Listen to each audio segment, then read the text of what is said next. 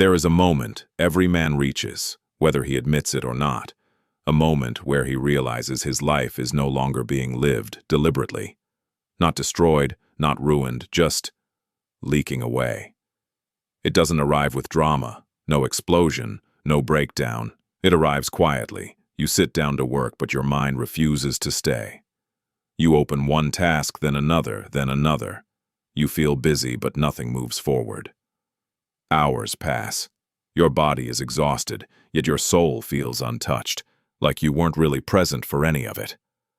And the most dangerous part, you begin to believe this is normal.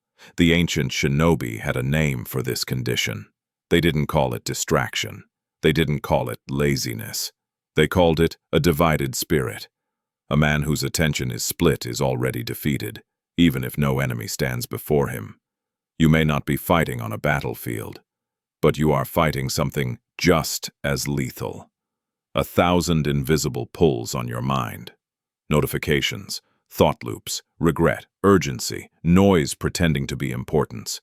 Each one steals a fraction of your awareness, until one day you wake up and realize something terrifying. You are reacting to life, instead of commanding it. The Shinobi believed this was the first stage of collapse, not physical weakness, not emotional pain, but loss of inner authority. When your mind no longer listens to you, think about that. Your body obeys gravity, your breath obeys rhythm, but your mind, it wanders where it wants, and the more you try to force it back, the more exhausted you become. Modern culture tells you to push harder. The Shinobi taught the opposite. They said, "A mind that must be forced is already broken." Centuries ago, Shinobi were trained to survive impossible conditions. Darkness, silence, isolation. Long stretches of waiting where a single mistake meant death. They couldn't afford scattered attention. They couldn't afford emotional noise. So they developed a system. Not to motivate the mind, but to tame it. Because motivation fades, discipline endures. But here is the truth, most people never hear. Discipline does not begin with action. It begins with stillness. Right now, your mind is moving faster than your values. Your attention is spending itself on things that don't deserve it. And deep down, you feel it. That low-grade frustration. That sense of being behind your own potential, that quiet anger when you realize the day is over and nothing meaningful was built. The Shinobi would say this is not your fault. You were never trained to protect your attention. You were trained to spend it. Every system around you is designed to fracture your focus, because a fractured mind is easier to control. A man who cannot sit with his own thoughts will always seek escape. And a man who seeks escape will never master himself. This is where Shinobi training truly begins. Not with techniques, not with rituals, but with a brutal realization. Your mind has been living without rules. No boundaries, no hierarchy, no command structure. Thoughts interrupt whenever they want. Emotions hijack decisions. Impulses override intention. Imagine trying to lead an army like that. The Shinobi understood something timeless. Before you sharpen the blade, you must steady the hand. Before you seek focus, you must reclaim authority. This first session is not about fixing you.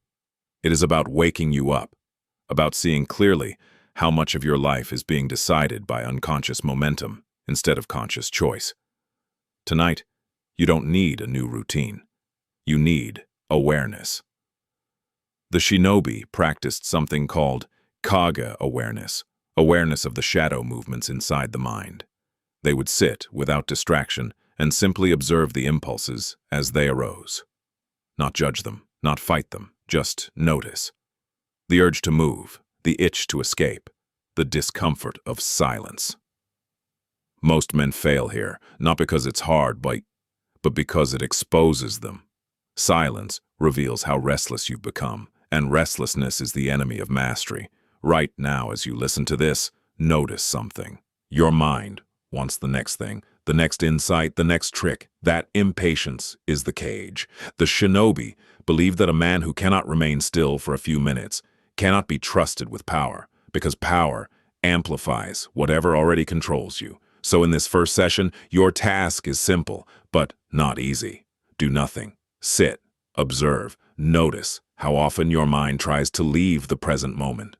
That is not failure. That is diagnosis. And diagnosis always comes before cure. This is where the path begins. Not with strength, not with confidence, but with truth. In the next session, you will learn the first Shinobi rule of mental dominance, the rule that separates men who drift through life from men who move with precision.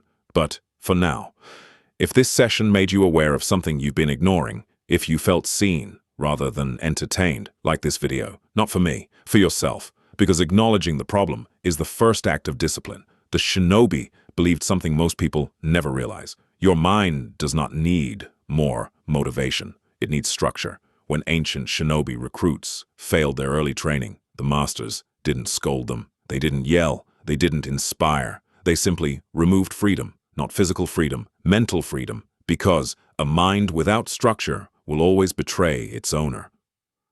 The modern world teaches you that freedom means options, endless choices, constant stimulation, infinite paths. The Shinobi taught the opposite. Freedom comes from limits. A blade without an edge is harmless. An edge exists only because boundaries are enforced. Your attention works the same way. Right now, your mind believes it is allowed to go anywhere, anytime, so it does. This is why willpower feels weak. You are trying to govern chaos with force instead of law. The first law of Shinobi discipline is called kakute, fixed command. It means this: your mind must know exactly what is allowed and what is not. Not later, not sometimes, always. The Shinobi understood that attention is like a wild horse. You don't tame it by pulling harder, you tame it by building a fence. Most men try to focus after sitting down to work. That is already too late. The Shinobi prepared the battlefield before stepping onto it. They controlled the environment so the mind had no excuse to wander. Look at your life honestly. Your phone is always within reach. Your notifications are always active. Your space is cluttered. Your boundaries are weak. And then you wonder why your mind refuses to obey. The Shinobi would call this self-sabotage disguised as convenience. So they created fixed zones. Zones where the mind knew exactly what it was there to do. One zone for training, one zone for rest, one zone for silence. No overlap, no negotiation. When a Shinobi entered a training zone, the mind did not ask questions. It obeyed. Because obedience had been trained before the moment of action. This is where most modern discipline systems fail. They rely on decision-making in the moment. But decisions drain energy. Shinobi discipline removes decisions entirely. Here is the principle. If you must decide, you're already late. Your mind should not ask, should I focus now? Should I stop scrolling? Should I begin? Those questions mean the command structure is broken. So the Shinobi introduced something ruthless but effective. Non-negotiable time blocks. Short, defined, uncompromising, not hours, minutes. They believed a man who cannot command his mind for 5 minutes cannot command it for 5 hours. So they trained focus the same way they trained blades. In short, precise strikes. You sit, you breathe, you fix your attention on one point. And when the mind rebels, which it will, you do not fight it. You return. Return is everything. The Shinobi did not measure discipline by how long focus lasted. They measured it by how quickly attention returned after wandering. This is critical. Most men quit because they think distraction means failure. The Shinobi knew distraction was inevitable. The only failure was not returning. Every return strengthens authority. Every return reinforces command. Every return tells the mind, you do not lead here. Slowly, something changes. The mind stops panicking. The noise loses its urgency. Thoughts still arise, but they no longer drag you with them. This is when discipline stops feeling forced and starts feeling natural. The Shinobi warned their students of one danger at this stage: pride. The moment you feel slightly more focused, the ego wants to rush ahead. Longer sessions, harder rules, more control. That destroys progress. Discipline grows quietly. The Shinobi called this phase silent strengthening. No announcements, no dramatic transformation, just consistency. You begin to notice that conversations feel clearer. Tasks take less energy. Your reactions soften, not because life is easier, but because your mind is no longer scattered. This is when the second truth becomes unavoidable. Most of your exhaustion never came from work. It came from mental fragmentation, switching contexts, chasing stimulation, resisting silence. Once that stops, energy returns, not excitement. Energy, the kind that doesn't spike and crash, the kind that endures. In the next session, you will learn the Shinobi method that stabilizes emotion itself, the technique they use to remain calm under threat, pressure, and uncertainty, because focus without emotional control is fragile. But before that, if this session clarified something for you, if you feel the structure clicking into place, subscribe. The Shinobi knew something modern men are rarely taught. Focus collapses not because of distraction, but because of emotion.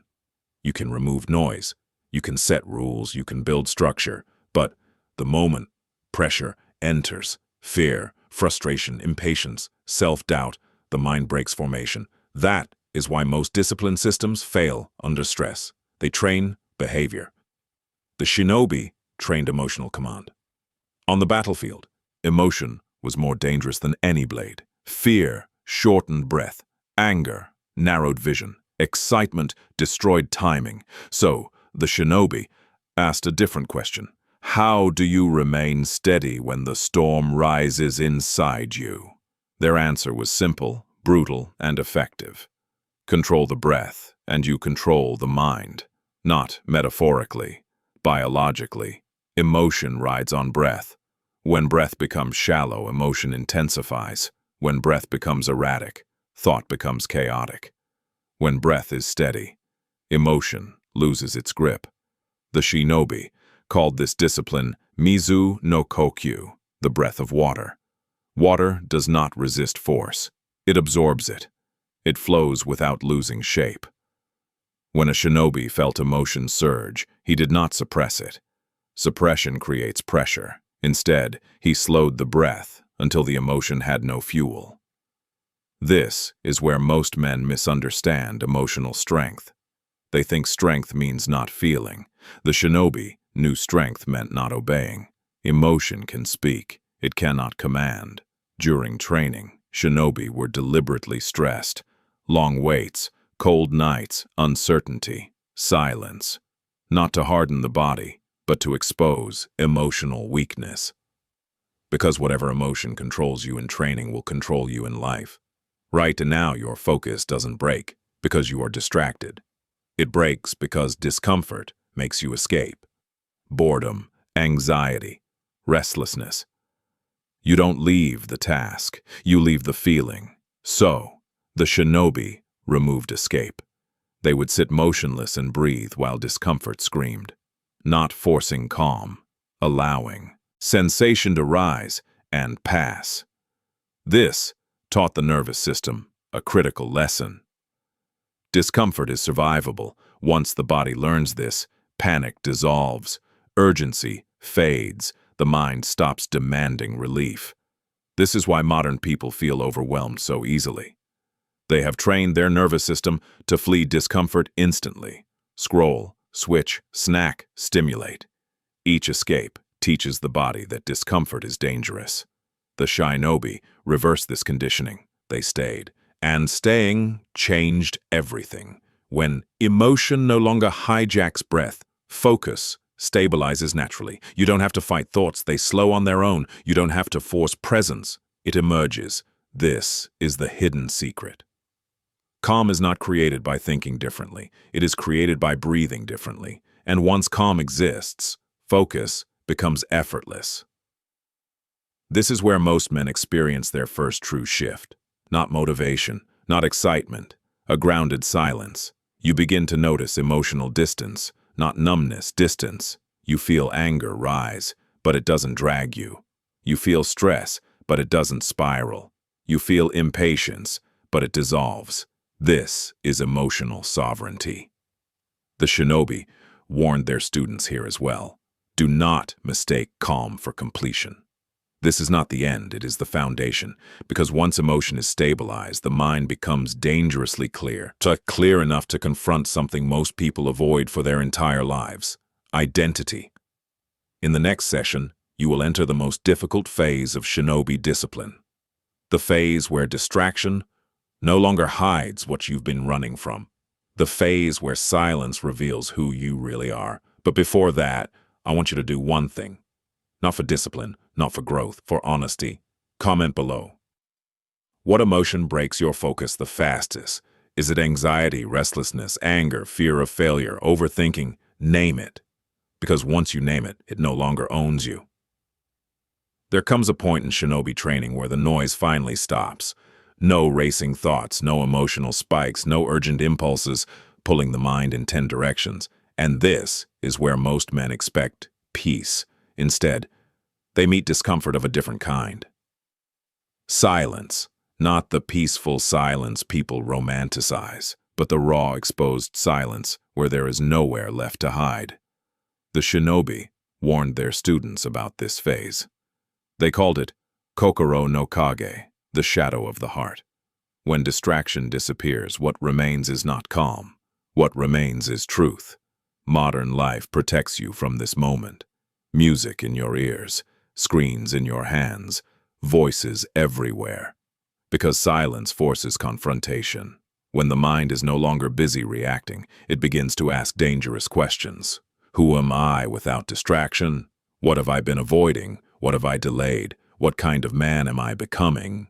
This is why so many people unconsciously destroy their own focus. Because focus removes anesthetic, and pain surfaces when numbness fades. The Shinobi knew this phase broke more students than any other, not because it was difficult, but because it was honest. In ancient training halls, students would suddenly lose motivation here. Not because discipline failed, but because identity resisted exposure. You see, distraction doesn't just steal your time. It protects you from facing unfinished versions of yourself. Regret, guilt, unfulfilled potential, old promises you never kept. When silence arrives, those ghosts speak, and most men panic. They think something is wrong. The Shinobi taught the opposite. If discomfort rises in silence, training is working. Because the mind is no longer running. It is standing still and seeing clearly. This is where the next discipline begins. Not control, endurance. The Shinobi didn't ask their students to feel better. They asked them to stay present, to sit in silence without fleeing, without distraction, without self-judgment, without escape. Why? Because a man who cannot remain with himself cannot lead himself. This phase reveals a painful truth. Most people are not afraid of hardship. They are afraid of being alone with their own thoughts. That fear creates endless movement, endless noise, endless avoidance. The Shinobi believed mastery began the moment a man could sit alone and not need to be rescued from himself. So they trained something brutal and sacred. Still presence, no mantra, no visualization, no goal, just sitting, breathing, allowing thoughts to rise and fall like smoke, no chasing, no resisting. At first, this feels unbearable. The body fidgets, the mind screams for stimulation. Emotions surge unexpectedly. This is not regression. This is detox. Years of accumulated mental noise releasing. If you quit here, distraction will reclaim you stronger than before. If you stay, something changes. The thoughts lose their urgency. The emotions lose their grip. The stories weaken. You begin to see that most of what haunted you was never dangerous. It was just unprocessed. Silence didn't create the discomfort. Silence revealed it. And once revealed, it begins to dissolve. The Shinobi described this moment as standing naked before yourself. No roles, no distractions, no excuses, just awareness. And awareness burns illusion. This is where discipline stops being about productivity and becomes about integrity. Living aligned, not escaping, not pretending, but choosing presence even when it's uncomfortable. From this point on, focus no longer feels like effort, it feels like honesty. You are no longer forcing the mind to obey, you are no longer running from what arises, you are simply here. This is the foundation of inner authority. Because a man who can sit with himself can sit with anything. Pressure, delay, uncertainty, failure. He doesn't need distraction. He doesn't need escape. He has steadiness. In the next session, you will learn how the Shinobi turned this inner stillness into unbreakable execution, how they acted with speed and precision without emotional hesitation. Because stillness alone is not mastery. Action must follow. Stillness is dangerous if it never turns into movement. The Shinobi understood this better than anyone. A calm mind that cannot act is just another form of paralysis. So once a student learned to sit in silence without fleeing, the masters introduced the next discipline, Ketsudan, decisive action. Ketsudan does not mean rushing. It does not mean impulsive behavior. It means acting without internal conflict. Most men hesitate, not because they don't know what to do, but because multiple voices inside them argue at the same time. Fear speaks, doubt interrupts, comfort negotiates, ego interferes. By the time action begins, energy is already drained. The Shinobi saw hesitation as a leak. Every second spent arguing with yourself weakens execution. On the battlefield, hesitation was fatal. In life, it is quietly destructive. So the Shinobi trained action in a very specific way. They removed choice at the moment of execution. Decision was made before action was required. This is critical. Modern people try to decide in the moment. The Shinobi decided in advance, while calm. Then, when the moment arrived, the body moved automatically. No debate, no delay. This is how they achieved speed without panic. They believed a powerful rule: the mind that decides twice is already defeated. Look at your own life. How often do you delay? Not because you can't act, but because you keep reopening the decision. You plan, you commit. Then emotion enters, and you renegotiate. That renegotiation destroys discipline. The Shinobi prevented this with pre-commitment. If training began at dawn, it began regardless of mood. If stillness was required, stillness happened, regardless of discomfort. Emotion was never consulted. This wasn't cruelty. It was respect for clarity, because clarity only exists when the mind is calm. Emotion arrives later and lies. To train this, Shinobi used micro-actions, small immediate movements executed the moment a signal appeared. Stand, sit, draw the blade, step forward, no pause. The goal was not speed, the goal was obedience. When the mind learned that action followed command instantly, hesitation weakened.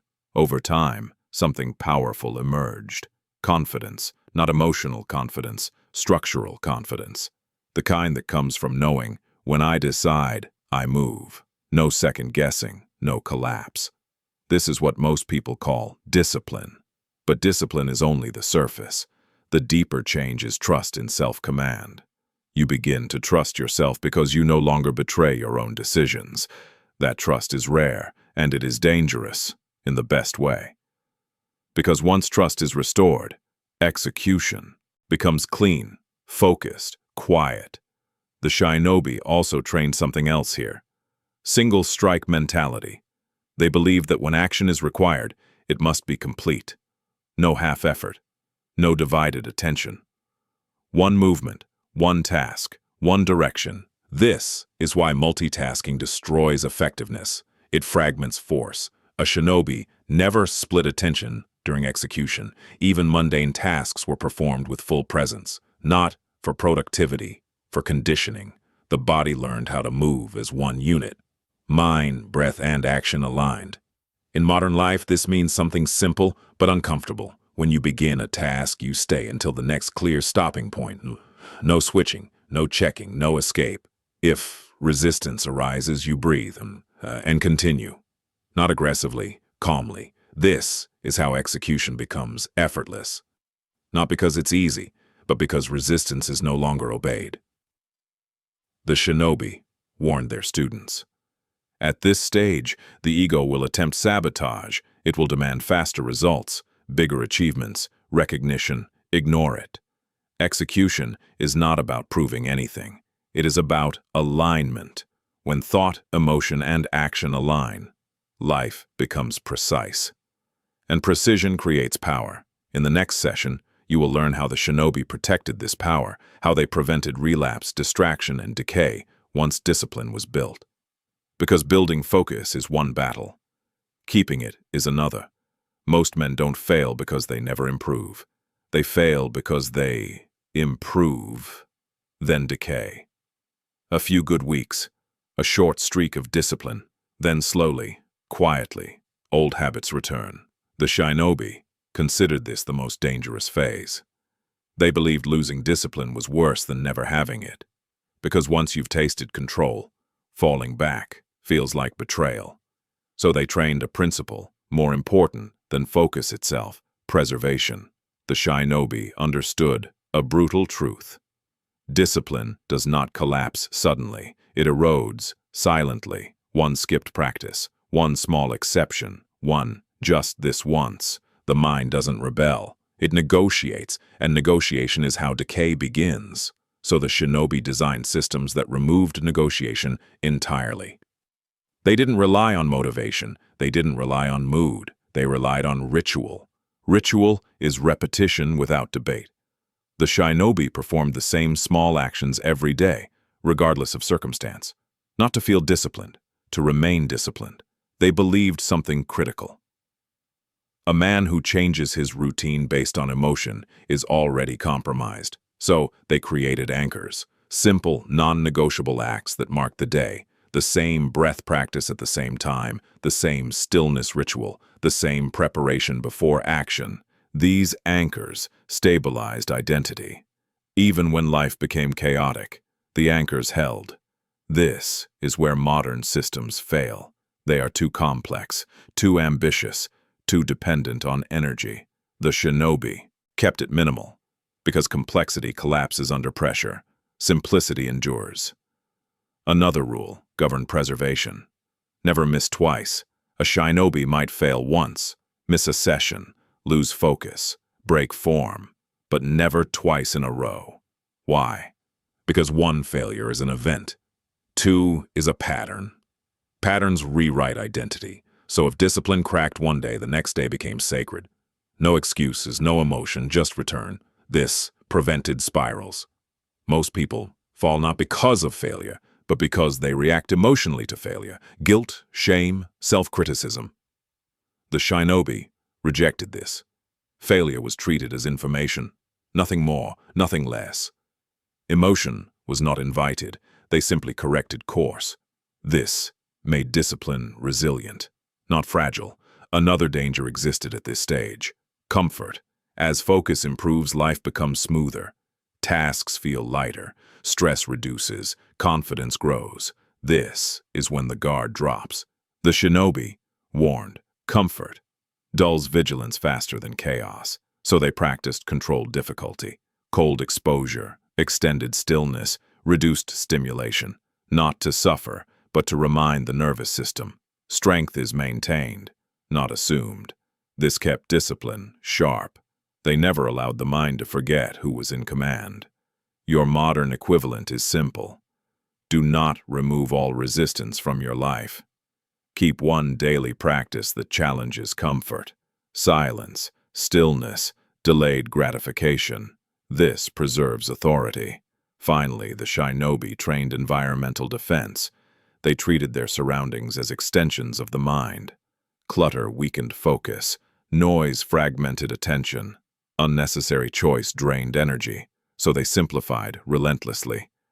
Every object had a purpose. Every space had a role. If something stole attention, it was removed. Not later. Immediately. They believed you cannot protect focus while living inside distraction. This is where discipline becomes permanent. not because you are strong, but because your environment supports command. When relapse is impossible, willpower becomes irrelevant. By the end of this phase, something changes permanently. You stop fearing distraction because you know how to return. You stop fearing failure because you correct instantly. You stop fearing decay because your system protects you. In the next session, you will learn the final internal transformation, the moment discipline becomes identity and focus no longer feels like practice. It feels like who you are. There is a final shift in Shinobi training that cannot be forced. It happens quietly. One day you realize something has changed. You are no longer trying to focus. You simply do, not because you are disciplined in that moment, but because distraction no longer feels like home. The Shinobi called this phase Shin no Katachi, the true form. Before this stage, discipline is something you perform. After this stage, discipline is something you are. This is where most modern systems fail to understand transformation. They chase behavior. The Shinobi reshaped identity, because behavior follows identity automatically. You don't force yourself to act like who you are. You act naturally. This is why willpower fades but character endures. At this stage, the mind stops negotiating. Not because rules are strict, but because breaking them feels unnatural. Just as a trained warrior does not decide to drop his blade mid-fight. It simply does not occur. This is the power of identity-based discipline. But identity does not change through affirmation. It changes through evidence. Every time you return to focus, every time you act without hesitation, every time you endure discomfort without escape, you collect proof. Proof that you are capable. Proof that you obey your own command. Eventually, the mind accepts a new self-image. I am someone who acts with control. Once this belief stabilizes, discipline requires no effort. Effort only exists when identity is uncertain. The Shinobi trained this phase carefully. They reduced instruction. They stopped correcting behavior. They simply observed. Because interference at this stage weakens ownership, the student must feel, this is mine. And when discipline becomes personal, it becomes permanent. There is a subtle danger here. Ego, feeling superior, feeling above others, feeling complete. The Shinobi cut this immediately. They taught, the moment you believe you have arrived, decay begins. So they introduced humility, discipline, small acts, done without recognition, cleaning, preparation, repetition. These grounded identity. They prevented arrogance. True mastery is quiet. You stop needing validation. You stop explaining yourself. Your presence speaks. This is when focus becomes contagious. Others feel calmer around you. Conversations slow. Decisions become cleaner. Not because you dominate, but because you are stable. This is leadership without force. The Shinobi never advertised discipline. They embodied it, and embodiment changes environments. At this stage, distraction doesn't attack loudly. It whispers, relax, you've earned it. You're different now. This is the final test. The Shinobi passed it by remembering one truth. Discipline is not a destination. It is a way of standing in the world. When you forget that, identity fractures. So they maintained practice, not from fear, but from respect. Respect for the mind. Respect for clarity. Respect for the life they were entrusted with. By now, your relationship with focus has changed. It is no longer a struggle. It is a responsibility. You don't chase motivation. You don't wait for mood. You act from alignment. In the next session, you will learn the Shinobi philosophy of silence and power, how doing less, speaking less, and reacting less amplifies authority beyond effort. The greatest mistake most men make once they gain discipline is this. They start showing it. They explain it. They display it. They react from it. The Shinobi considered this a fatal leak. True power, they believed, does not announce itself. It withdraws. The more disciplined a Shinobi became, the quieter he grew. Not because he lacked confidence, but because he no longer needed to prove control. They called this principle Chinmoku no Chikara, silent power.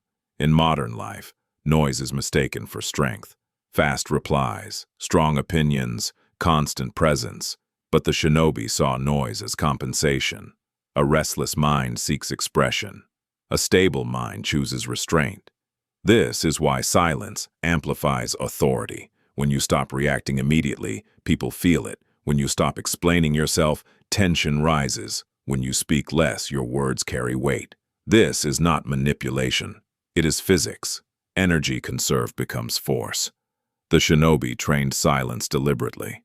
They would go entire days without unnecessary speech, not to suppress expression, but to observe impulse.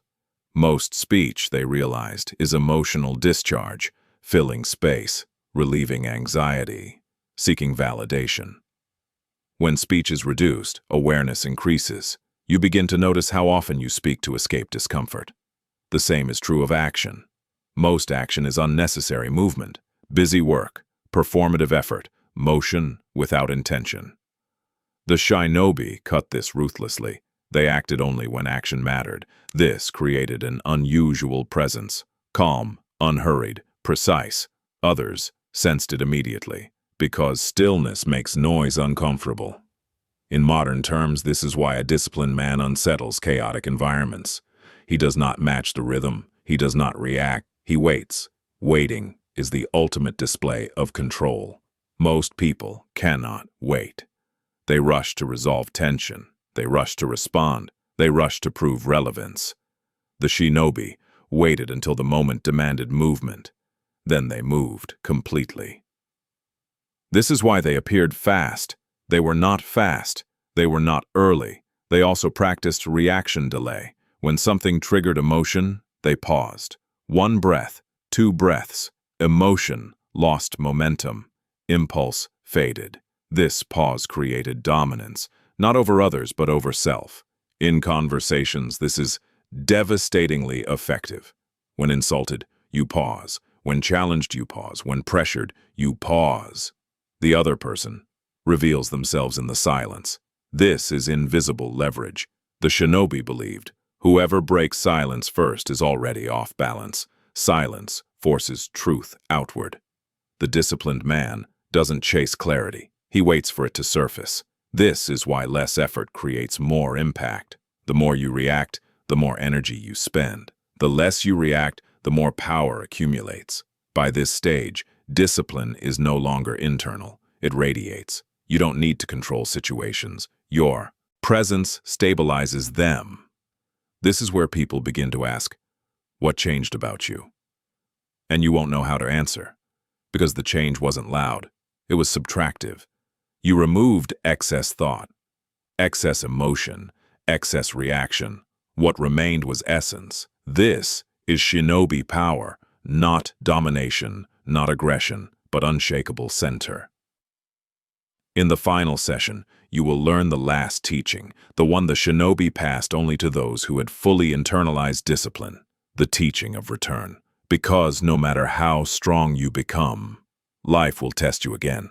The shinobi never believed in permanent victory. They believed in return. No matter how disciplined the mind became, life would test it again. Loss, chaos, fatigue, unexpected change. The masters warned their students of this final truth. If you believe mastery means never falling, you will fall the hardest. So the final teaching was not about strength. It was about resilience of alignment. They called it Kari no Michi, the way back. Because mastery is not staying perfect. Mastery is knowing how to return to center without drama, shame, or collapse. The world teaches you that falling back means failure. The shinobi taught the opposite. Falling back is inevitable. Staying lost is optional. This single distinction separated lifelong practitioners from those who drifted away. When a shinobi noticed his focus slipping, he did not panic. He did not judge. He did not spiral. He simply returned to the first principle: breath, stillness, structure, always the same order. The return was calm, effortless, because it had been practiced. This is why the shinobi never abandoned basics. They did not chase complexity. They refined simplicity. Even at the highest level, training looked almost boring from the outside. Sit, breathe, observe, act again, again, again. The modern mind resists this. It wants novelty, new systems, new insights, new stimulation, but novelty fragments mastery. The Shinobi believed depth beats variety. Always. By now, if you have walked this entire path, something fundamental has shifted. You no longer confuse motion with progress. You no longer confuse emotion with truth. You no longer confuse urgency with importance. You understand something rare. Your mind is not your enemy. It was simply untrained. And an untrained thing will always behave wildly, but a trained thing becomes loyal, reliable, precise. At the end of training, the Shinobi were not louder. They were quieter, not more aggressive, more grounded. Not detached from life, more present within it. They worked without exhaustion, spoke without excess, moved without hesitation. And when chaos arrived, they did not collapse. They returned. This is the legacy of the Shinobi mindset. Not productivity, not dominance, but inner command. You now understand why most people live scattered lives. No center, no structure, no return. They fall into distraction and stay there. You do not have to.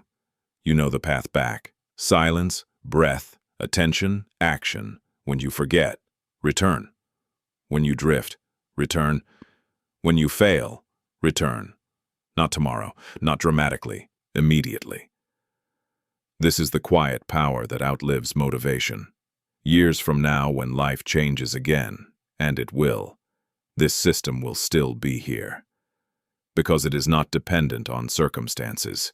It is built into you. The Shinobi did not seek control over the world. They sought control over response. And response determines destiny. So remember this above all else. A scattered mind reacts. A trained mind responds. A mastered mind returns. This is the end of the teaching, and the beginning of the way.